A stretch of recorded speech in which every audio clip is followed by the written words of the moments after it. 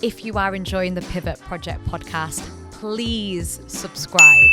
Please keep up to date with what we're doing. I really, really will appreciate it, and Kay will even appreciate it even more. Hello and welcome to the Pivot Project, the podcast exploring life and career transitions. My name's Devika, I'm a life design coach and I'm your host for today. On today's episode, I'm here with Danny Fahey. Danny Fahey is a creative professional who's been in the entertainment industry for over 30 years in multiple capacities. And he's been able to use his wealth of experience to mentor other creatives and manage musicians within the industry. Let's get into the episode. Danny. Yes. Thank you so much for coming on the podcast today. All good. It's a pleasure to be here. I know you're a busy guy, so I feel very, very grateful that you've taken your time out on a Sunday to come and chat to me. Thank you. So I want to talk about the fact that if we actually spoke about your career, like from back then to now, we'd probably be here all day. Mm-hmm. So I really want to focus on like the most pivotal parts, but let's go backwards, right? So pre-music, pre-agency, pre-consultancy. Let's talk about young Danny. Do you know what, like, pre-consultancy is easy because that's like a blip, right? Comparatively to all my other experience. Yeah. Pre-music, I can't remember that. Do you know what I mean? Like, music has been such a big part of my life as far back as I can remember. You know, so like my mum had a lot of records at home. Do you know what I mean? So, you know, when I say records, I mean vinyl disc. So I'm not that young. Yeah. I'm not that young. I know about the vinyl discs. Yo, one time I was speaking to some young people and they'd seen like a record for the first time in their life, and it blew their mind, and they were like, "Yo, these big black CDs are mad." Like they didn't not even know what to call them. Do you know what I mean? Yeah. So, no, you know, like my mum would have records like Marvin Gaye and Gladys Knight and the Pips, nice, and Imagination, as well as like pop stuff. So we're talking the 80s, right? Mm-hmm. Do you know what I mean? And my first record, my mum got me, which was the 12-inch version of Candy Girl by New Edition. Okay. Yeah. So that was like my first understanding of rap culture, because it wasn't really a hip hop song, but it was rapping on the song. Do you get me? So first understanding of rap culture. Yeah. And then my sister's dad brought home a VHS cassette of a film called Beat Street, which was like the first time I'd seen hip hop as a culture all present in one place. Yeah. Graffiti, breakdancing, rapping, DJing, language, where people was talking to each other. Yeah. So that's like very early 80s, maybe like 1983, 84. But that moment, and this time I'm maybe around 6 or 7 years old, I went, that's my thing. That's what I want to do. Wow. So just learn everything that I could about rap culture, hip hop culture from that day until things started to happen for me within the culture. But yeah, I can't imagine a time without music. That's mad though, from like 6, 7, that's really young. And like literally from there, how did you then, obviously everybody knows that you've got that musician artist experience, but like what did you have to do then to make that a reality? So much, you know, because it's a different time, right? You know, so and as most artists do, any artist go through a process of being inspired by something. So what is that thing that made you just stop and go, oh my God, that's my thing? Yeah. Being inspired by something, learning about that thing, imitating that thing. Yeah. And then finding your own version, finding your own style. So I went through a process of that as a really young person. So by the time I was emerging as a rapper that had their own style, I was maybe like 13, 14 years old. Wow, so you're still really young. Still really young. So like to kind of put it into context, like as a musician, I was like I don't know if there is an equivalent like these days, but I was kind of like the youngest of my class, the youngest of my era. So a lot of my like coldies in the scene, people like Roots Maneuver, Black Twang, Skinny Man, these kind of people were maybe like, they're maybe about 10 years older than me. on average kind of thing. Do you know what Yeah. I mean? Very few of them were still teenagers when I was emerging as a teenager, but it was a different time. But you if you really wanted to get on in those in at that time, you had to do quite extreme things because it was an era where you needed permission. And when I say that, what I mean is the barrier to entry now kind of doesn't exist. Yeah. Right? So if you're a rapper, a graphic designer, a singer, an actor, whatever it is, you just pick up your phone, you've got a gajillion free apps. Yeah, TikTok. And you can make your own content, you can make your own show reel, you can make your own portfolio, you can do all of those things because you have a studio in your pocket. Where none of those things like existed in even like in the mid-90s, like none of those things existed. So we're like pre-internet. Yeah. That's Right, so I saw that on the notes that you sent me. You put pre-internet, and I was like, was this like a movement? And then I was like, no, this was literally. Yeah, we're pre-internet. So, you know, like to put it into context, like all the things that didn't exist, that would be tools for a musician. Yeah. Like even like 15 years ago, weren't present. So, you know, MySpace, Facebook, YouTube. None of those things existed. They hadn't been invented yet. Yeah. So that meant that pirate radio was very important for us, you know. So like pirate radio stations, illegal radio transmission all over the country were very important to like growing culture. Yeah. But that's kind of everything, right? So, you know, certain time you'd scan through your FM dial and you would find your culture. And when I mean kind of like everything, you would find rap music, dancehall, jungle, garage. Grime hadn't been invented yet. You would even find like there was a couple stations that were like in the like Bangor rave scene. Like you'd find things, especially in London, you'd find stuff. Do you know what I mean? Big up to the Bangor people. Yeah. So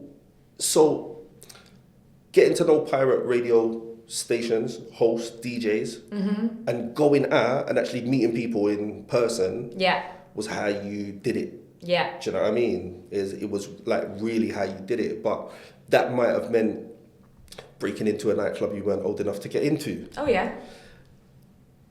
If you could get in, it was cool. If you couldn't get in, you'll find a way through the skylight. Or, you know, I remember the gas club in London, you could get in through the toilet window, girls' toilet window in the alleyway, hop in through a cubicle and run into the club. Yeah. So the barriers to entry were like physical.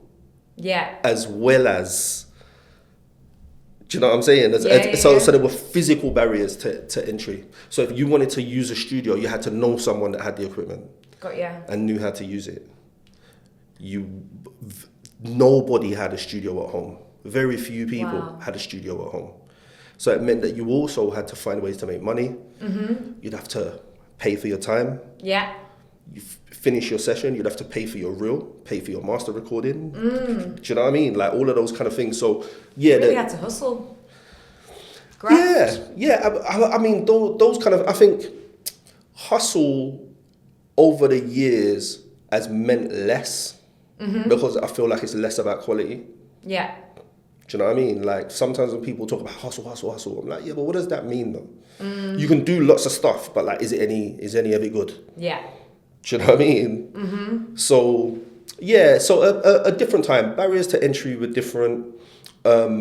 Technology that supported you and your movement for free didn't exist, and you relied a lot on traveling up and down the country, meeting people, having positive relationships with people. Yeah. Do you know what I mean? Which is like a really big, but even now it's like a really big part of getting by. Yeah, if you're not likable, people don't like you. It's over for you. You're limited. No matter how hard you're prepared to get it in, like being liked and supported is a massive part of success. And do you feel like you had people to learn from? Like, did you have like mentors or people who were a couple of years older than you, or they'd been in the game a little bit longer? Like, who did you get your information from? Absolutely. And do you know what? Like the receiving information is an interesting one because the information say like just regarding rap music, for example, was limited pre-internet. So it meant that you was relying on public programming, right? So you're either getting what you can get on pirate radio stations or what's on the legal dial. And there might have been like all of 8 hours a week of black music programming. Yeah. Or maybe you'd like watch the mainstream TV. So maybe you'd watch like Top of the Pops, hoping that some black music had charted. So you could hear some R&B or some swing or some rap or whatever. So, but what I find is because the channels with information were limited, the quality was high. Got ya. Versus 20,000 songs a day being released to Spotify, and you have to swim through a sea of shit to find stuff that you really care about. Yeah. Do you know what I mean? So curation was a thing. Got ya. Tastemakers were a thing. And you trusted your tastemakers. And the tastemakers led the movement rather than the movement dictating what the DJ does, for example. Yeah. Do you know what I mean? You know, so like if you're a person that like goes out to a nightclub and you're the one that like holds your phone up to the DJ and says, play this song next. Sad for you. Yeah. Do you know what I mean? If you was in a different time because you didn't dictate what happened, the DJ did. Yeah. Do you know what I mean? So, yeah. And okay, let me come back to your question. So, mentors for me were in the music because there was balance in rap. Where now I think there's not as much balance in rap. It's getting better, but there's not as much balance in rap. So I knew that if I wanted to hear some like education, I had KRS-One or I had Wu-Tang or I had X-Clan. And if I wanted to hear like somebody rap about love and romance, I had LL Cool J and I had Big Daddy Kane. Or if I wanted to understand masculinity and be a bit tough, I had Redman and I had Tim Dog. And do you know what I mean? There's a different time for balance. So there was a lot of that present in the music and it was balanced. So you had love, you had emotion, you had aggression, you had education, you had kind of all of it balanced across the board. But I think that's coming back now. I think we're out of a time where that wasn't so present. But then within the scene, there were people that actually did go out of their way to go. And it's only when I got a bit older, I look back and I think like I was like 16, 17, hanging out with rappers that I was looking up to, people like Rodney P of the London Posse and Black Twang and Roots Maneuver.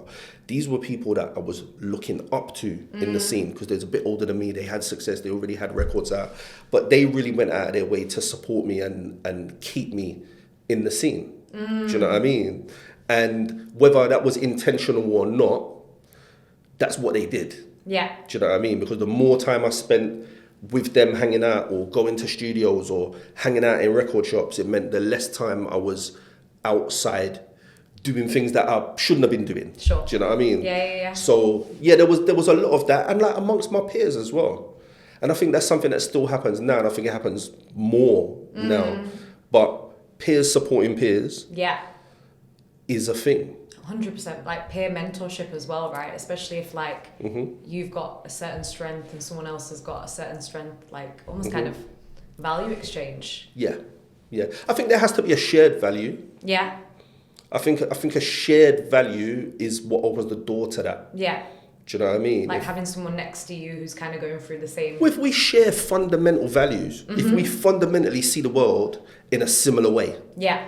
Do you know what I mean? And whether that's about politics or social issues or even just within a subculture. Yeah. If we share a viewpoint, that makes it easier for us to connect. You know what I mean? I think that's how subcultures are born. Yeah. You know, I think that's how subcultures are born. I think that peer to peer thing happens in that space where there's like shared values happening.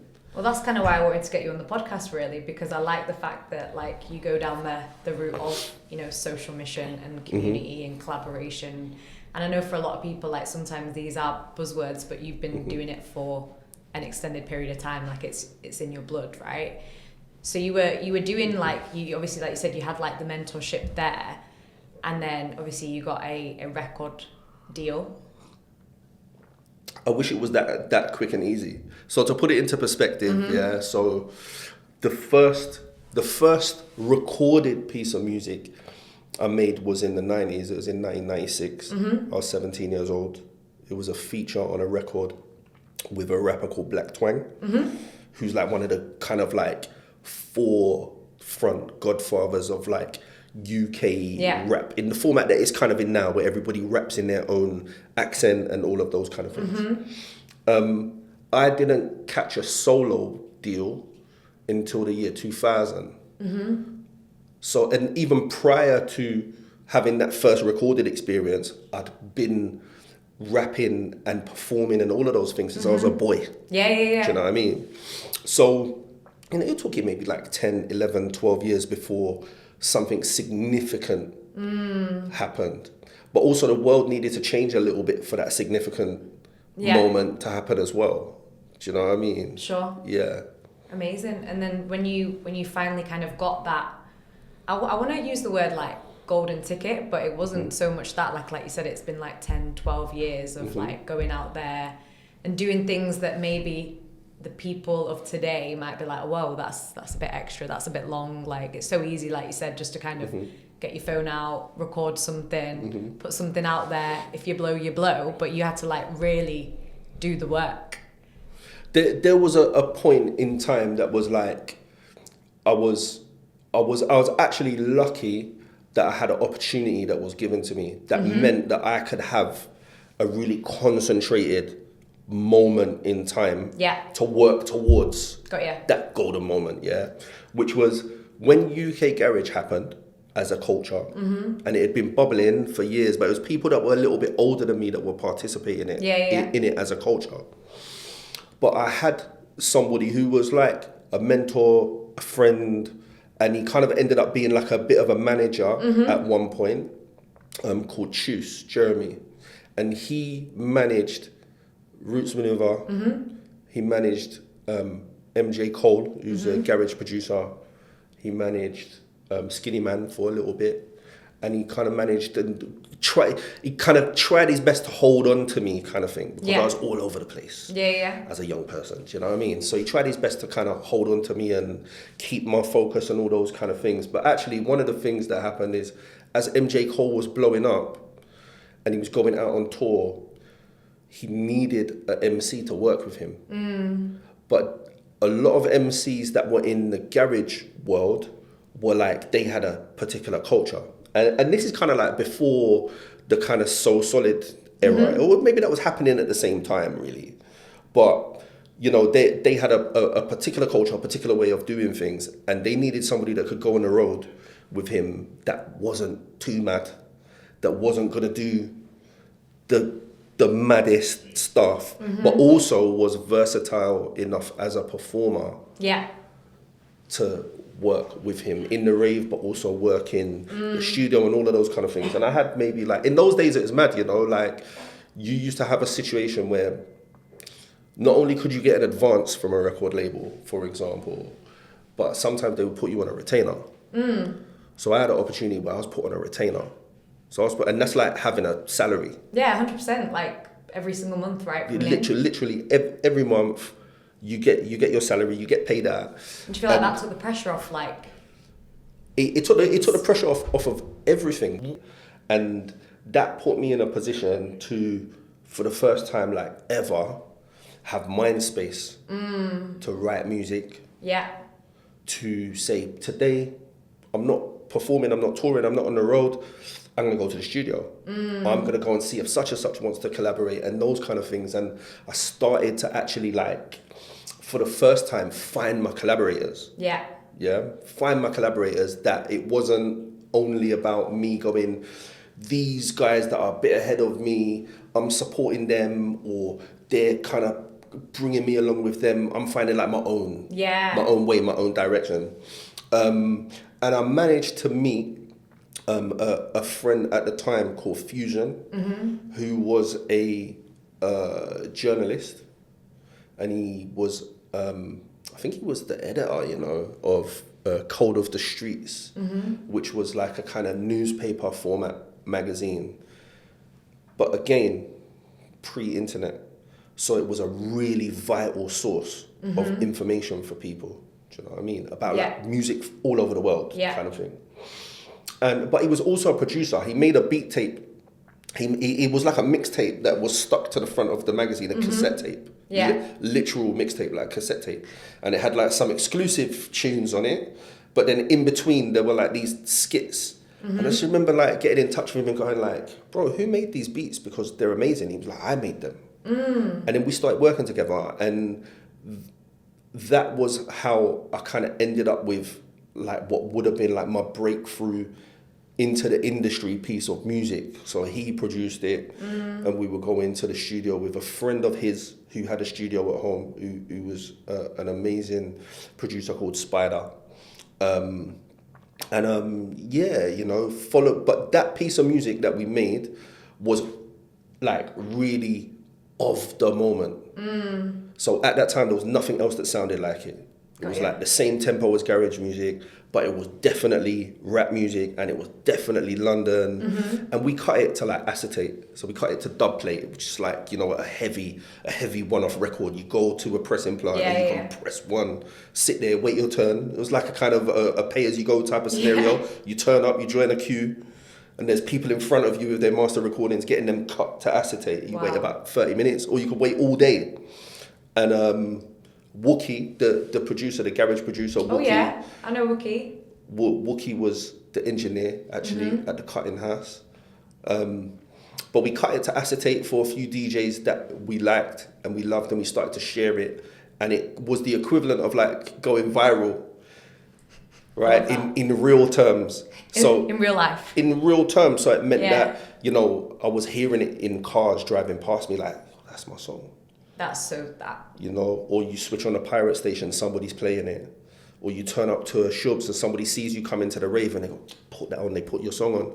It was how you knew that things were happening. So then we started to do that like all over the country. So we go, let's go and see Buzz FM in Manchester. Let's go and see Flavour FM in Birmingham. Let's go to Huddersfield. Let's go to Liverpool. And we got on the road and started to service DJs with the record. And that was our equivalent of going viral in the club and in real terms. It's so funny how you said like, because even on social media, right, everyone says about like, just be consistent, just keep posting, keep doing this, keep doing that. But like you literally did it like in person, like you would go to all these different places. But also what's interesting, even though times have, changed, evolved, things like that, the importance of collaboration there, because if you'd not done that with Fusion, do you think then things wouldn't have panned out, or do you think they would have just panned out in a different way? Do you know what? Nobody's ever asked me that question, and I haven't thought about it myself in that way, actually. But yeah, I would probably say if Fusion didn't provide the groundbreaker, which is what the beat was called, and is what the song went on to be called, it was so radically different. Yeah. That my musical journey would have either taken longer or just been different. Yeah. Do you know what I mean? I don't think it would have happened, but maybe it wouldn't have happened to like the level that it did. Do you know what I mean? So to put it into context, like there was like a big dry patch for rap music in England. Yeah. You know, so you had people before me that had gone on to like do amazing things. Female rappers. Yeah. The Cookie Crew, Moni Love from England, big artists. Do you know what I mean? And you had people that were in rap culture, or people that were rapping but weren't necessarily like real rap. Yeah. So that was happening.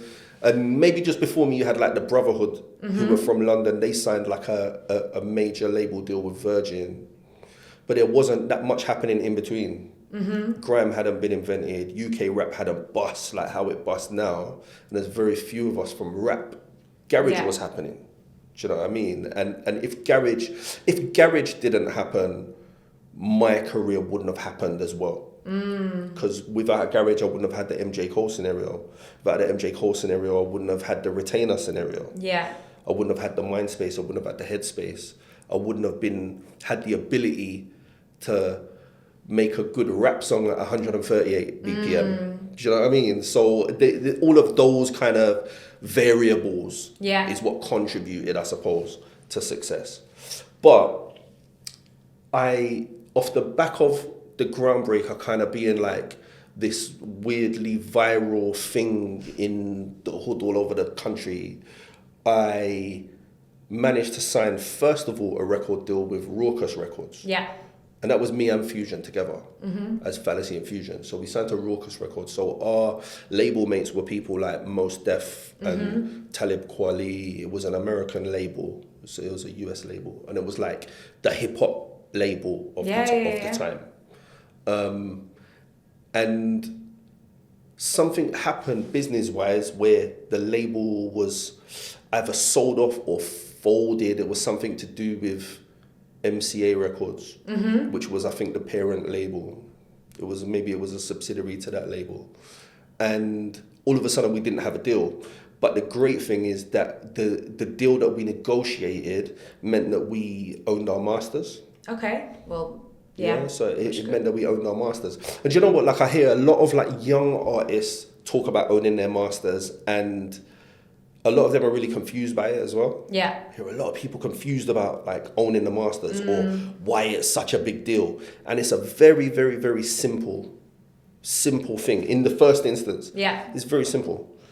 If I come to your studio and you own it, and I record music with you, I wrote the song. Yeah. I performed the song, but the recording, unless I pay for it, still belongs to somebody else. Yeah. Still belongs to you, it's your studio, or it's your equipment. But if I pay for that master recording from you, and I go, thanks for your time, thanks for your service, yeah, here's some money. Yeah. We got a little invoice that says the terms. Yeah. And that master recording's mine now. I can go home with it and do what I want with it. But a lot of artists are in a position where it's their first rodeo. They get invited to the big spaceship studio that the label's putting on with them because the label's courting them. They make all of this amazing music. Yeah. And the person who facilitated it owns all the masters. Do you know what I mean? And when you get into like the contracting phase, there's all sorts of ways that you can go, the master's got to come back to me, or maybe you own it for a particular period of time. But they're the things that are missed. How did you know that back then? Business. Because I've got like a few friends who are artists and they've had their own experience with, record labels and things like that. And when they are new to the game, there's only so much that they know unless they've got a lawyer with them who... Well, that's what it comes down to, is the lawyer. Do you know what I mean? It comes down to the lawyer. So, and like I say, so Chus, the person I was talking about before, he is the person that negotiated that deal on our behalf, but he was also a lawyer. So as well as being a music manager, he was also a lawyer. So it meant that the terms were good. Yes. Do you know what I mean? And when that all happened, we owned the music and we were able to put it back into the market for negotiation, really. Amazing. And actually it was much more complicated than that, because there was a period of time that I kind of went, maybe that's a sign for me to just like crack on doing something else. And alongside all of this, I was working in the security trade. Yeah. So I was a nightclub doorman for the longest time. Yeah. And how that happened was all by a mistake. Like I turned up to an event one day, Brixton Academy. It was Bounty Killer was performing, and outside was just mad. People pushing, fighting to get in, Yeah. And me and my friends turned up, and a couple of people that was like causing trouble, fighting the doorman, trying to get in, just kind of stopped and let us in, because they just liked us. Yeah. Do you know what I mean? They just liked us, they just rated us, and they were like, yo, come. And we came into the club, and the head doorman, and it was a big company, it was Shosek company. And the guy that was the head doorman, he was definitely like a senior supervisor. His name was Mike Shepherd, I remember him. Mike Shepherd. He ran after me in the club and said, yo, like, will you work for us tonight? If you can like stop trouble just by being there, like, we need you. Yeah. And he had a polo shirt, yellow polo shirt, and he said, put this on, I'll pay you what you want. I said, well, you're wearing a black shirt. Yeah. and you're the boss, so I want a black shirt. Look at you negotiating as well. I said I want a black shirt and I want £150. I just thought it sounded like right. I want a black shirt, I want £150. He said, cool, sorted. But that's how I ended up in the security trade. Like from that day, I didn't look back. I understood that my culture, my understanding of culture, street culture, music, just my presence and knowledge of the space could be valuable in another space. So that's how I ended up in the security trade. I didn't end up in the security trade by being tough, acting tough. No. Do you know what I mean? That was part of the work, but that wasn't the reason that happened. I thought it might have just been because, you're quite tall and...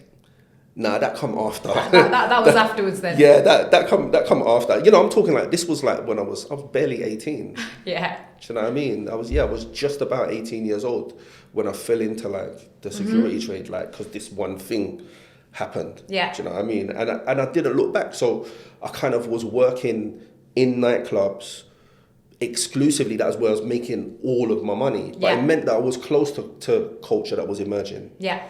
So it meant that I was close to like people like Giles Peterson, who had like a night called That's How It Is at our night, which was like the main Monday night, or Bubbling Over, which was like the Sunday scene. People talk about the Sunday scene in London. Yeah. Bubbling Over was one of like the big Sunday scene like events.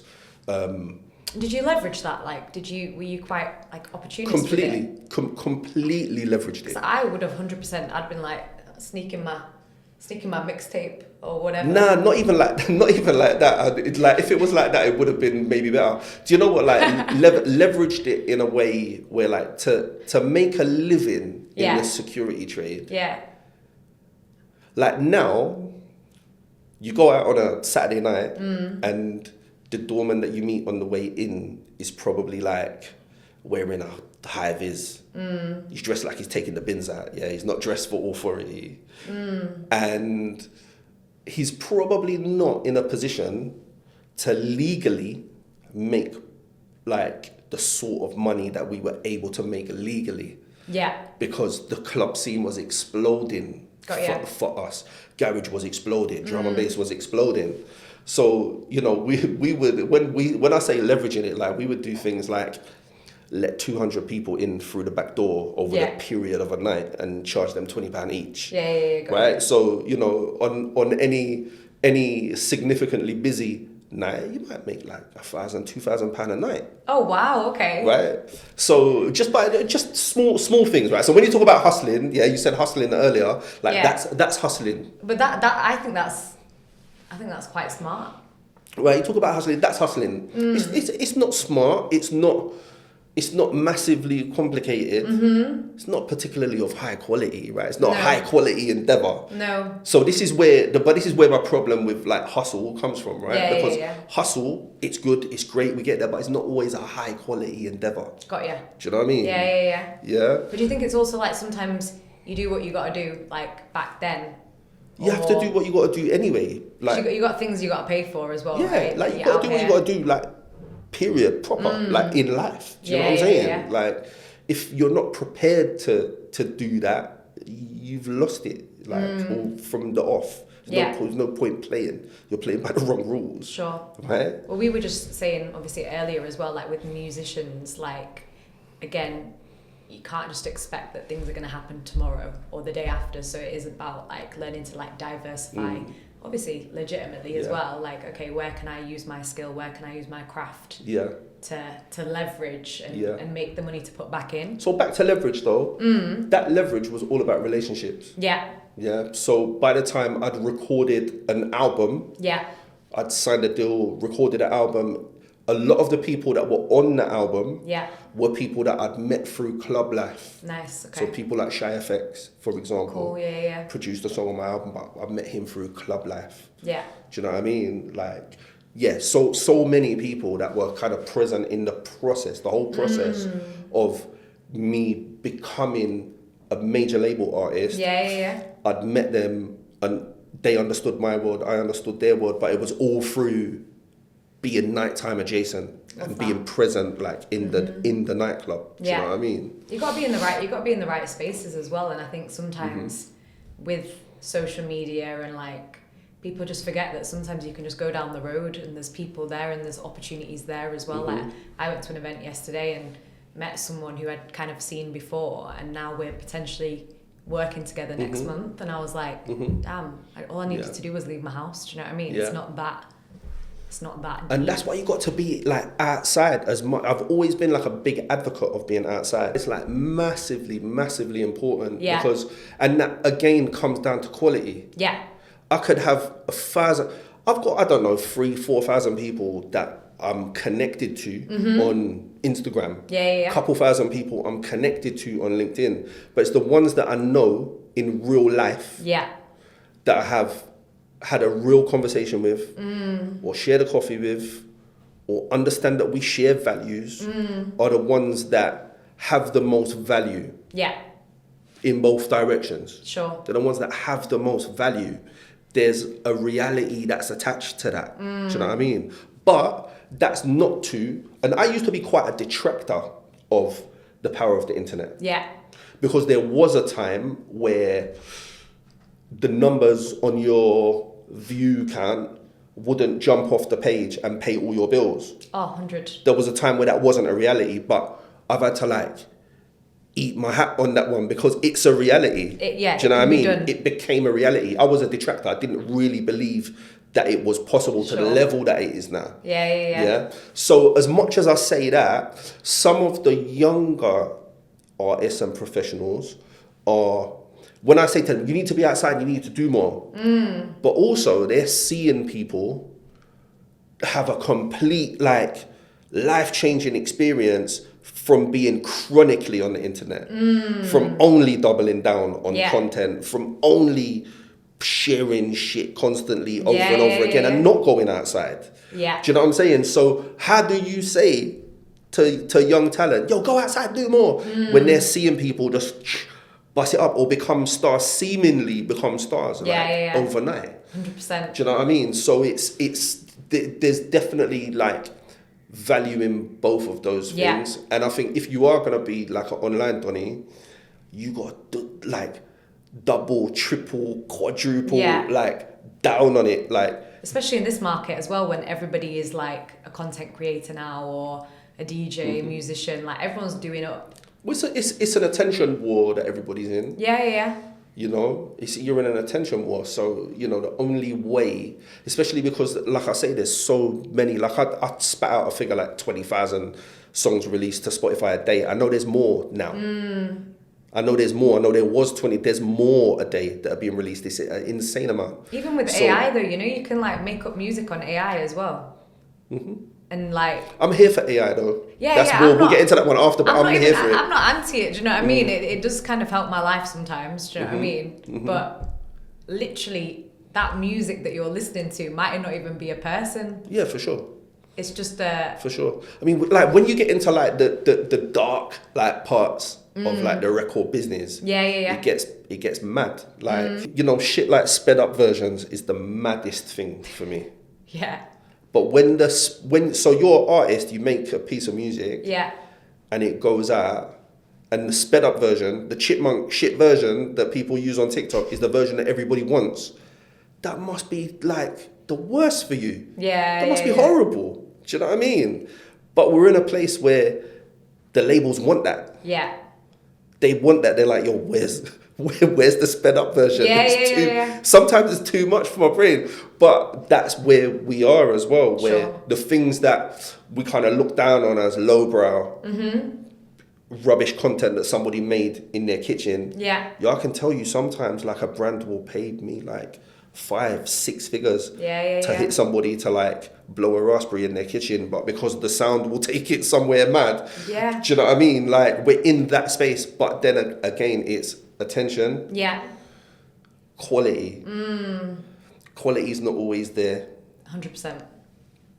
The reach is not always there. When you have both, it's amazing. Yeah. But I find rarely quality and reach. It's rare that it's like together at the same level, like, yeah. You know? I think what you just said about having both of those, like being able to go outside make your connections, right? Mm-hmm. But then also be able to kind of leverage that and then be able to put it on socials. If you can do both, you're winning. It's exhausting, and it's not one person's job. Yeah. And do you think that's where like you come in with a lot of the things, like obviously we'll talk a little bit about how then, you know, you started your creative agency, but would you say that you've been able to kind of help people with that? Because it's a lot. Do you know what, like, in entertainment, Yeah. nobody will help you selflessly. Yeah. It's always a agenda, is it? Yeah, there's always an There's agenda. always There's always an agenda, or there's always something for that person to gain. Me included. Yeah, no, 100%. Me included, right? So, you know, there's lots of talented people that I support and I've supported over the years, and I support them because they're talented. Yeah. If they wasn't talented, I wouldn't really like... That's one of the things I've failed on over the years, you know. There have been people who aren't necessarily that talented but look like they're going to go, and really I could have got behind them for a check, right? Yeah. Could have got behind them for a nice percentage, but I haven't. I'm just like, let it go, yeah? So, like, quality is the thing that's like, I always hold on to quality. Yeah. And do you think that's because of your, like, earlier experience? Because Definitely. in order to be who you are, like, not even who you are, obviously who you are now, but like who you were in like the music side of things, like you had to be like 10-10. Yeah, quality is important. You couldn't be like 4-10 and likable, like you had to be like 10-10 and But likable. you can now, though. But you can now. But you can, like, but do you know what I mean? Is that like that younger version of you being like, nah, like... No, it's not even that deep. Like, I don't even think about it that much. You know, I have my own sense of what I like, my own sense of taste. Yeah. You know, for me, taste is important. Sure. Do you know what I mean? And that's also like, is it in good taste? Do you know what I mean? Like, the internet is like, has some dark, nasty, not nice humour. Not all of it's in good taste. No. Regardless of how viral it is, or regardless of what numbers it's doing. If it's not in good taste, and it's not in good quality, I'm generally not that interested. Yeah. Do you know what I mean? But then I suppose, like, yeah, just being cognizant of what I like and why I like it has been a part of some of the successes that I've had. Yeah. Do you know what I mean? You were saying about, obviously, like, security kind of opened up potential, like, collaborations, right? And I don't know whether I want to use the word doors, but, like you said, you met all these people when you were, like, doing up the label stuff.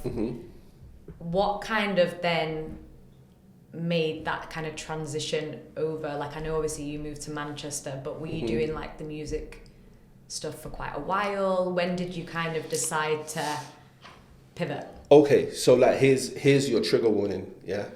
So the early 2000s were very violent. A very violent time, like in nightlife. Of course. In street culture generally, like it was violent, and London especially, but big cities in England were going through like big changes with regards to like crime and violence and all of those kind of things. And one of the things that happened that kind of changed the trajectory of where my life and career was going in terms of music and clubland and everything was a shooting that had happened that was a big news story because it was a child that got murdered, that was killed with her dad. Wow. Yeah. Her name was Tony Ann Byfield. She was about 6 or 7 years old, and she was caught up in a gangland shooting that her dad was a victim of, right? And that was like a big news story at the time. Yeah. And it made a lot of people reflect on their own culpability within rap culture, within street culture, within garage. And one of the things that happened as a response to not just that, but like lots of things that were happening all over the country, was there was a music tour that was created called the Stop the Violence Tour. Yeah. And it was sponsored by MTV Base and Blues and Soul magazine, which is not in print anymore, but it was like quite an important magazine. So this is probably about 20 years ago. Okay. And that tour, there were 80 artists on the tour. So that was like me, a lot of artists that ain't around anymore, as well, do you know what I mean? Members of the Soul Solid crew, Lisa Mafia was on the tour, the Nasty crew were on the tour. So like we're so distant from some of those artists emerging. So for example, like we had more than one dressing room, and the Nasty crew were on the tour, but they didn't have a dressing room. So sometimes we used to go, let them man have our dressing room, just take the sign off, and we'll just let them use it. Because there's like 20 of them on the road. Do you know what I mean? We'd open up the door, there'd be like Jammer, Kano, 20 of them in a room just going mad. The walls are all sweaty because they're in there just rapping, MC. Yeah.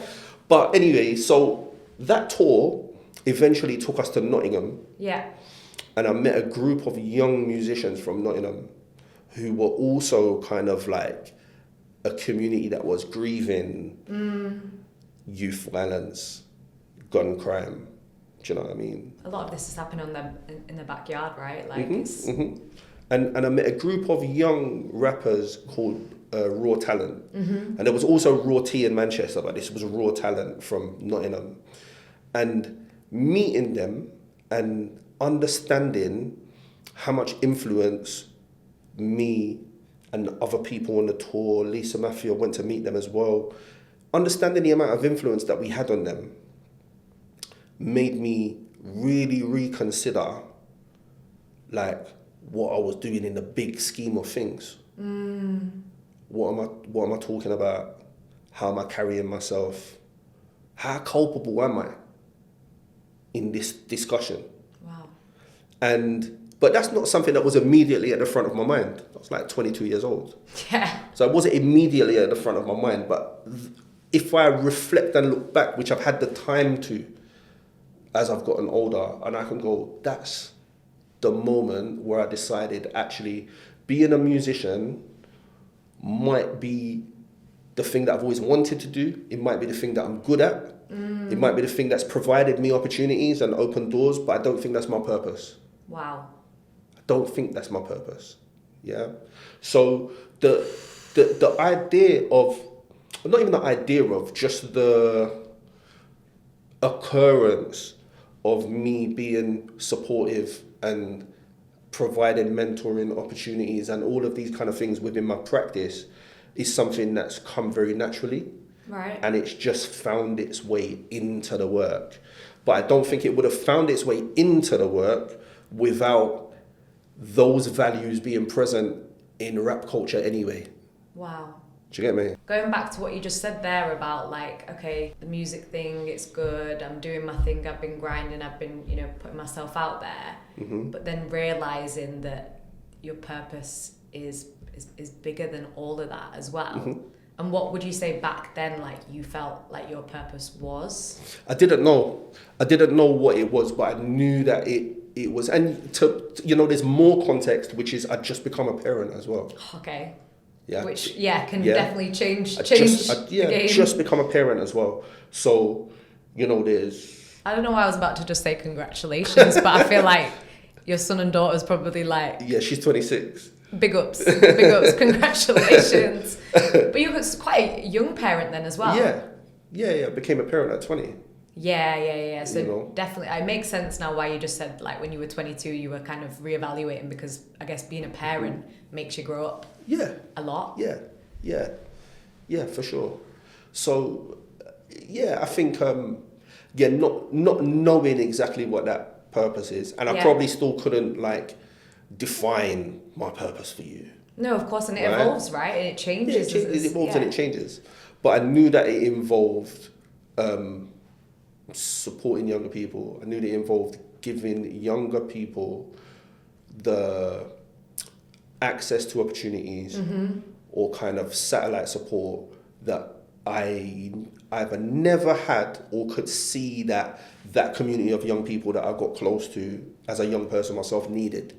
Yeah. So that was like a really, if we're talking about like pivot point, that was like a really big one in my life. Massive life-changing event.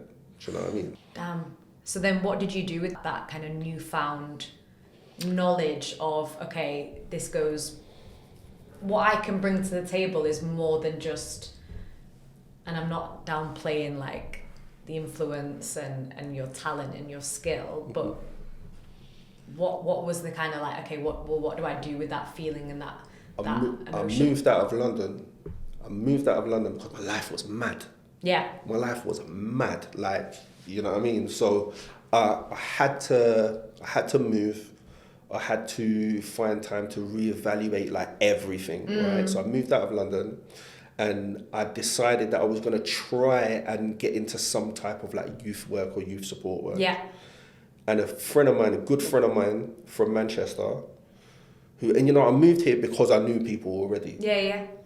And a good friend of mine from Manchester, he had done a football coaching qualification in jail. Oh, wow. Okay. Right? Yeah.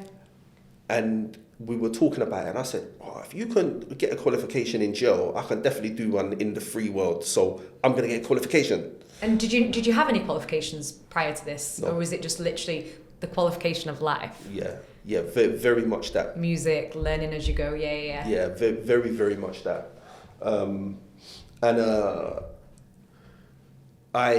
He introduced me to a guy who was working with young people that were living in care. Mm-hmm.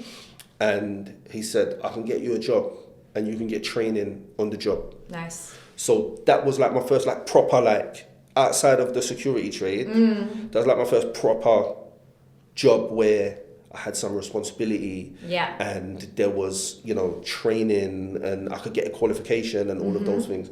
So I'd done an MVQ in health and social care. So like learning on the job, like vocational qualification in health and social care. And it took me maybe like just maybe short of like 2 years to get to like a level 3, 4. And I'd achieved it. The work was so hard. The work was so hard, man. Like it was very hard to not bring all of that emotion home. Do you get me? Especially if you care about people. If you're like a decent person, you care about people and you work with young people in care. Yeah. It's one of the hardest of the hardest edge of like working with young people that you can be on. Yeah. For like so many reasons, do you know what I mean? And I was pretty like exhausted by it. Yeah. I was like, bro, I need a change. Like all of this pastoral work is like, I'm taking it all, and it's stuff that like, you couldn't even imagine some of the things that, and some of the information that you would have to be privy to every day. You know, and when I say they were 13 to 17 years old, the young people that I was working with when I got my qualification. And while I was still working it out, what was I going to do next? One day I went to a comedy show with my friend at the Contact Theatre in Manchester. But I'd never really been to the theatre before, right? So I didn't know what was right and what was wrong, how to act, whatever. That would be me. Yeah. That would be me. And I got there late. Yeah. So I didn't know that at the theatre, if you get there late, they won't let you in. Yeah. So I was like, what do you mean? Like, you got to let me in. I got my ticket. Yeah. And I ended up like having some words with the front of house manager, and I got kicked out of the building. And on my way out of the building, I said, you know what? I'm using the bathroom. Yeah. If you're going to kick me out, I'm going to take my time. So I went to use the bathroom. And in the bathroom next to the mirror, there was like a clip frame that had a job advertised for a project manager, a creative project manager. And I looked at it and I said, I'm going to get that job. I'm going to come back to this building. So I applied for the job, interviewed for the job, got the job. Nice. And so yeah, from walking into the building and getting kicked out, that's so funny. I ended up being a project manager in the building for like 5 to 6 years. Yeah. Working with like a lot of talent, music focus, and you know, like we built a studio in the building and we did like big events in the building, you know, with like co-productions with people like Punch Records, for example. We did like MCs for Life. It's like 100 artists on the bill, all hip hop festival, all weekend. Like we've done a lot of really big things there. But that was my time there at Contact Theatre, was the time that I got to take all of the things that I was capable of in being in the security trade, which meant that I had to be organised. Got ya. So it wasn't that I was just like a nightclub doorman. I had my own security company. Yeah. So I had to be organised. I had people working for me, all of those kind of things. Yeah. Being a parent and what that means. my musical experience and what that means. And also all of the network of people that I had as supporters and creative professionals, managers, artists, DJs. Yeah. All of a sudden I had a place to bring all of that expertise into one place and use it for the first time. So that was like, having a big tenure, a long tenure at Contact Theatre definitely informed whatever happened next in my life. Do you know what I mean? It was Contact Theatre as a place that was designed for young people, to young people's governance. Yeah. There's a young chair of the board, like all of those kind of things. And when I look back on it now, actually we were quite young people running the building. Yeah. Do you know what I mean? I was like maybe 26, 27 years old. The head of the department was only 24. Yeah. Susie. Do you know what I'm saying? So it's like, it was a place that I was able to learn a lot, but also make a lot of mistakes as a professional. Do you know what I mean? It was very much a playground. From what I've kind of like learned about yourself, like you're very like open to the idea of like getting people to make their own mistakes, right? And failing is so important. Just learning as you go. As long as you fail forwards, like failing is so important. Like, because otherwise, no, you don't know what you don't know. Do you know, can I be honest? That's like one of my like favorite phrases that I use that a lot. Right. Because you genuinely just don't. And I think, like you said, like being in an environment where it's still really creative, it's still got like that musical element. And during that time, by the way, did you kind of like stop being an artist as such, or were you still kind of like... Kind of. Because you're in Manchester, right? Where things were going on, the raves, all of this.